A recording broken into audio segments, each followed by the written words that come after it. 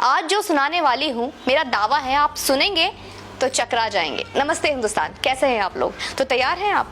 बस एक ख्याल रखिएगा कि मैंने मेहनत की है, अब आप भी पेन पेपर ले लीजिए और 3 संस्थाओं के नाम इस वीडियो में आएंगे, तो पेन पेपर लेना आप लोगों के लिए थोड़ा आवश्यक हो जाता है। तीनों के वरिष्ठ पदाधिकारी कॉमन है, एक को बेचना है, दूसरे को खरीदना है और तीसरे को इसे खरीदने के लिए लोन देना है। अब इसे आराम से समझिएगा। नेहरू जी नंबर 1 पर आते हैं। नेशनल हेराल्ड नामक अखबार 1930 में शुरू किया। धीरे धीरे इस अखबार ने 5000 करोड़ रुपए की संपत्ति अर्जित कर ली। आश्चर्य की बात है कि इतनी संपत्ति अर्जित करने के बावजूद सन 2000 में यह अखबार घाटे में चली गई और इस पर करोड़ों का अब कर्जा हो गया। नंबर 2, नेशनल हेराल्ड की तत्कालीन डायरेक्टर सोनिया गांधी, राहुल गांधी और मोतीलाल वोरा ने इस अखबार को यंग इंडिया लिमिटेड नामक कंपनी को बेचने का निर्णय लिया। नंबर 3 आते हैं। अब मजे की बात, जो जानिए यंग इंडिया के डायरेक्टर्स थे सोनिया गांधी, राहुल गांधी, ऑस्कर फर्नांडिस और मोतीलाल वोरा।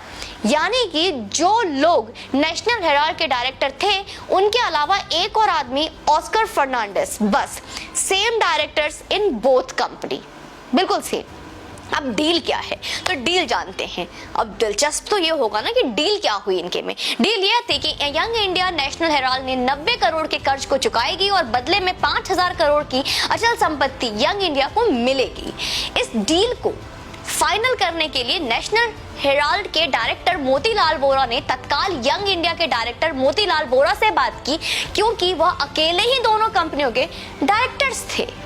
अब यहाँ एक और नया मोड़ आता है कि 90 करोड़ का कर्ज चुकाने के लिए यंग इंडिया ने कांग्रेस पार्टी से 90 करोड़ का लोन मांगा। इसके लिए कांग्रेस पार्टी ने एक मीटिंग बुलाई, मैंने बोला था पेन पेपर ले लीजिएगा, जिसमें कांग्रेस अध्यक्ष, उपाध्यक्ष, कोषाध्यक्ष और कांग्रेस पार्टी के महासचिव शामिल हुए। और ये वरिष्ठ नेता, वरिष्ठ लोग कौन थे? फिर से वही सोनिया गांधी, राहुल गांधी, ऑस्कर फर्नांडिस और मोतीलाल वोरा।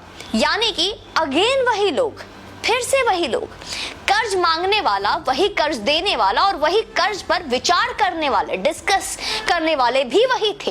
कांग्रेस पार्टी ने लोन देना स्वीकार कर लिया और इसको कांग्रेस पार्टी के कोषाध्यक्ष मोतीलाल वोरा ने पास भी करा दिया और यंग इंडिया के डायरेक्टर मोतीलाल वोरा ने भी ले लिया और आगे नेशनल हेराल्ड के डायरेक्टर फिर से मोतीलाल वोरा को खुद दे दिया। समझ में आया कुछ?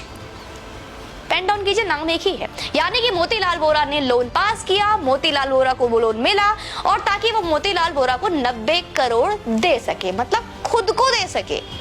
अभी कुछ और मजा बाकी था।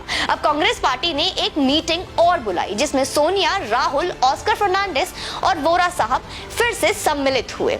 उन्होंने मिलकर यह तय किया कि नेशनल हेराल्ड ने आजादी की लड़ाई में बहुत सेवा की है, इसलिए उसके ऊपर 90 करोड़ का कर्ज को माफ कर दिया जाए और इस तरह 90 करोड़ का छोटा सा कर्ज, सिर्फ 90 करोड़ का कर्ज माफ कर दिया गया।